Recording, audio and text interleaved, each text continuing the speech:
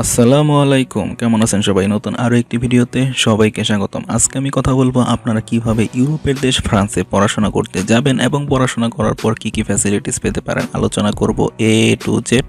So ভিডিওটা একদম skip করবেন না, সম্পূর্ণ দেখতে থাকুন। আর আপনি যদি আমার চ্যানেলে নতুন হয়ে থাকেন তাহলে এখনই সাবস্ক্রাইব করে বেল আইকনটি বাজিয়ে দিন, কারণ আমি সবসময় এমন ইনফরমেটিভ ভিডিও করতে থাকি। সো চলুন ভিডিওটি শুরু করা যাক। ফ্রান্স পশ্চিম ইউরোপের একটি সেনজেনভুক্ত দেশ। রাজধানী প্যারিস দেশের বৃহত্তম শহর এবং প্রধান সাংস্কৃতিক ও বাণিজ্যিক কেন্দ্রের সাথে একটি একক আধা রাষ্ট্রপতি প্রজাতন্ত্র। প্যারিসকে বলা হয় দি সিটি অফ লাভ। দেশটির অফিসিয়াল ভাষা ফ্রেঞ্চ। আয়তন 6,43,801 বর্গ কিলোমিটার ও লোক সংখ্যা 6,69,91,000। মুদ্রা ইউরো।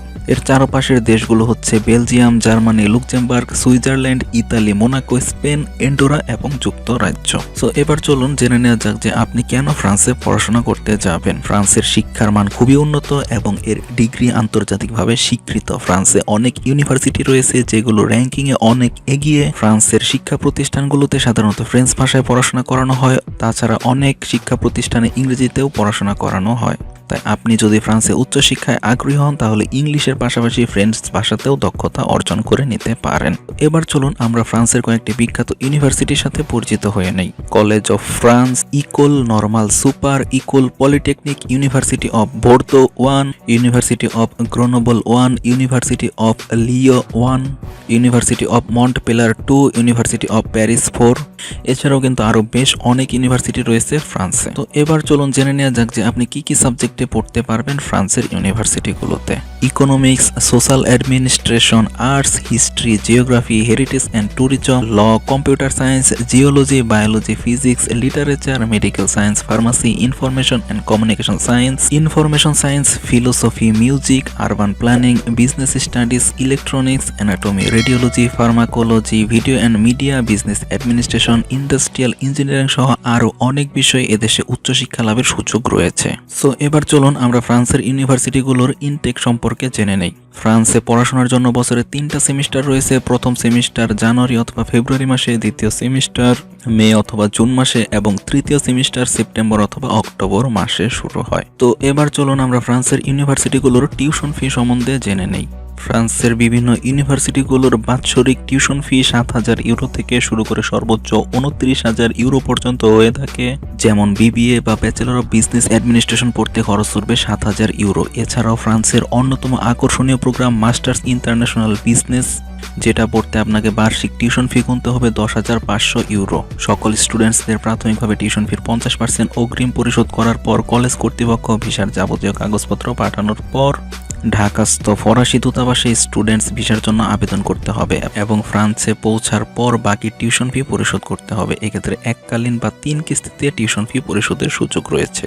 এবার আমরা ফ্রান্সের ইউনিভার্সিটিগুলোর স্কলারশিপ সম্পর্কে জেনে নিব। ফ্রান্সের সরকারি ও বিশ্ববিদ্যালয় ভিত্তিক বিভিন্ন স্কলারশিপের সুযোগ রয়েছে। এসব স্কলারশিপে আংশিক বা পুরো টিউশন ফি মওকুফ করা হতে পারে এবং কিছু কিছু স্কলারশিপে মাসিক ভাতাও প্রদান করা হয়ে থাকে। এবার চলুন আমরা জেনে নিব যে আপনার কি যোগ্যতা থাকলে আপনি ফ্রান্সের ইউনিভার্সিটিগুলোতে পড়তে পারবেন। আপনি ফ্রান্সে ব্যাচেলর, মাস্টার্স অথবা পিএইচডি যে কোনো প্রোগ্রামের জন্য পাড়ি জমাতে পারবেন। ব্যাচেলর প্রোগ্রামের জন্য অবশ্যই এসএসসি, এইচএসসি, আর মাস্টার্স প্রোগ্রামের জন্য ব্যাচেলর এবং পিএইচডি প্রোগ্রামের জন্য অবশ্যই আপনার মাস্টার্স ডিগ্রি থাকতে হবে। আপনার কোর্স যদি ফ্রেঞ্চ ভাষায় হয়ে থাকে তাহলে আপনাকে ফ্রেঞ্চ ভাষার দক্ষতার প্রমাণপত্র দিতে হবে, আর এজন্য আপনার যোগাযোগ করতে হবে অ্যালায়েন্স ফ্র্যাঞ্চাইজি আর করে ফেলতে হবে ফ্রেঞ্চ ভাষার উপর কোর্স। ইংরেজি ভাষার কোর্সের জন্য আপনাকে আইএলটিএস অথবা টোফেল পরীক্ষার সনদ দিতে হবে। ব্যাচেলরে আবেদনের জন্য ন্যূনতম 5.5 চাওয়া হলেও 6.0 থাকলে আপনার আবেদন গৃহীত হওয়ার সম্ভাবনা থাকে। আর মাস্টার্স প্রোগ্রামে আবেদনের জন্য 6.0 প্রয়োজন পড়বে, আর 6.5 থাকলে আপনার ভিসা ও অন্যান্য সুবিধা পেতে খুব সহজ হবে। আর টোফেল দিয়ে আবেদন করতে আপনাকে ব্যাচেলরে আবেদনের জন্য 550 আর মাস্টার্সের জন্য 600 স্কোর অর্জন করতে হবে। তবে আপনার স্কোর যদি থাকে বেশি তাহলে ভিসা আবেদনে আপনি অবশ্যই এগিয়ে থাকবেন। এখানে একটা কথা না বললেই নয়, অনেক সময় সময় বিশ্ববিদ্যালয়গুলো আপনার ইংরেজি পারদর্শিতা যাচাই করার জন্য অনলাইনে টেস্ট বা স্কাইপিতে ইন্টারভিউ নিয়ে থাকতে পারে। তো এবার চলুন আমরা জেনে নিব ফ্রান্সের বিশ্ববিদ্যালয়গুলোর আবেদন প্রক্রিয়া সম্বন্ধে। ফ্রান্সের প্রতিটি বিশ্ববিদ্যালয় তাদের নিজস্ব ওয়েবসাইটে শিক্ষার্থীদের স্নাতক এবং স্নাতকোত্তর ডিগ্রি প্রোগ্রামের জন্য আবেদন সম্পর্কিত সব তথ্য রয়েছে, যা ভবিষ্যতে ভর্তির জন্য উপযোগী। আপনি যখন আপনার পছন্দের বিশ্ববিদ্যালয়টি নির্বাচন করবেন তখন আপনি তাদের ওয়েবসাইটের মাধ্যমে আবেদন করতে পারবেন। সেখানে আপনার সমস্ত কাগজপত্র আপলোড করতে হবে। বিশ্ববিদ্যালয়ে আবেদন করার জন্য আপনার যে সকল কাগজপত্রাদি প্রয়োজন হবে তা হচ্ছে আপনার অ্যাপ্লিকেশন ফর্ম, ব্যক্তিগত তথ্য, এসএসসি ট্রান্সক্রিপ্ট ও সার্টিফিকেট, এইচএসসি ট্রান্সক্রিপ্ট ও সার্টিফিকেট, ব্যাচেলর প্রোগ্রামের ট্রান্সক্রিপ্ট ও সার্টিফিকেট যদি আপনি মাস্টার্সে আবেদন করতে চান, মাস্টার্স প্রোগ্রামের ট্রান্সক্রিপ্ট ও সার্টিফিকেট যদি আপনি পিএইচডি প্রোগ্রামে আবেদন করতে চান। দেন লাগবে আপনার সিভি, ইংরেজি ভাষার দক্ষতার সার্টিফিকেট, আইএলটিএস অথবা টোফেল। দেন লাগবে আপনার পাসপোর্ট সাইজ ছবি, আপনার বার্থ সার্টিফিকেট এবং আপনার রিকমেন্ডেশন লেটার। তো এবার চলুন আমরা জেনে নেব কিভাবে ভিসার জন্য অ্যাপ্লিকেশন করবেন। ভিসার জন্য প্রথমে এম্বাসিতে ইমেইল করে অ্যাপয়েন্টমেন্ট নিতে হবে। সকল কাগজপত্র সহকারে এম্বাসিতে উপস্থিত হলে ওই দিনই দ্বিতীয়বারের জন্য আরেকটি অ্যাপয়েন্টমেন্ট দেওয়া হবে।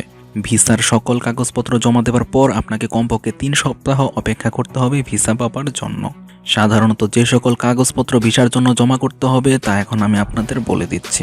আপনাদের প্রথমে লাগবে পাসপোর্ট এবং অবশ্যই 6 মাসের অধিক মেয়াদ থাকতে হবে, অ্যাপ্লিকেশন ফর্ম ও 2 কপি পাসপোর্ট সাইজের ছবি। দেন লাগবে আপনার ফ্লাইট বুকিং টিকিট এবং এটা করতে আপনার কোনো টাকা লাগবে না, জাস্ট শুধু বুকিং দিবেন। দেন লাগবে আপনার ভিসা অ্যাপ্লিকেশন ফি বা স্কলারশিপ লেটার যদি আপনি পেয়ে থাকেন। দেন লাগবে আপনার হেলথ ইন্স্যুরেন্সের কপি, যতদিন আপনি কোর্স করবেন ততদিনের জন্য এটা আপনাকে দেখাতে হবে। দেন লাগবে আপনার বার্থ সার্টিফিকেট। দেন লাগবে আপনার সিভি অথবা রিজিউমে, সকল একাডেমিক ডকুমেন্টস, ইউনিভার্সিটির অফার লেটার। দেন লাগবে আপনার ব্যাংক স্টেটমেন্ট অথবা সলভেন্সি, যিনি আপনার সকল খরচ বহন করবেন তার অর্থাৎ স্পন্সরের।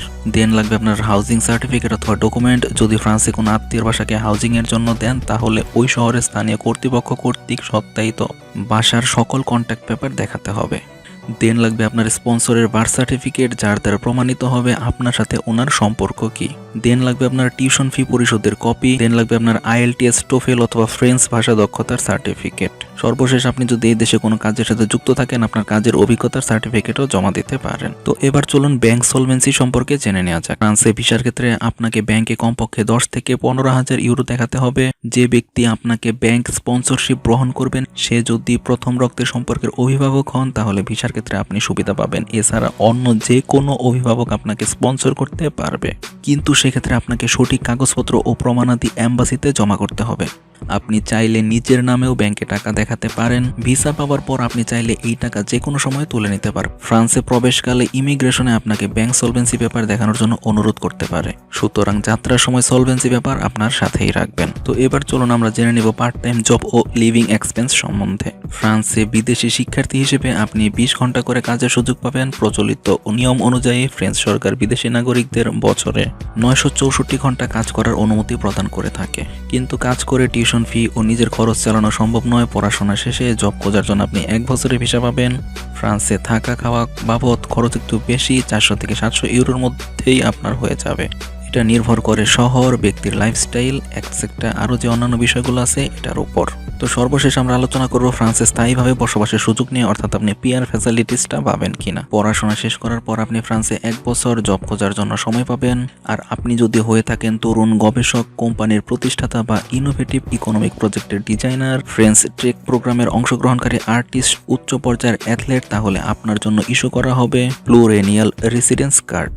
এই কার্ডটির আওতায় আপনি ও আপনার পরিবারকে 4 বছরের জন্য ভিসা দেওয়া হবে, আর এই সময়ে আপনি চাকরি করতে পারবেন।